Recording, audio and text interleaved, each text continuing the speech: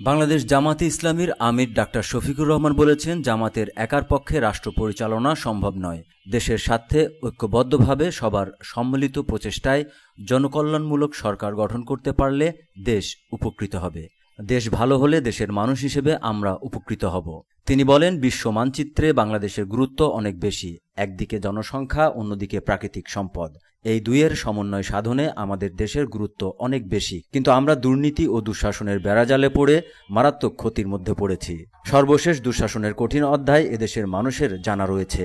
শুধু ক্ষমতার জন্য এই দুঃশাসন জনগণের উপর চালিয়ে দেশের সব অর্গানকে বিকল করে দেওয়া হয়েছিল। ৩রা জানুয়ারি শুক্রবার রাতে কুষ্টিয়া শিল্পকলা একাডেমি মিলনায়তনে জেলা জামাতের আয়োজনে সুধী সমাবেশে এসব কথা বলেন তিনি।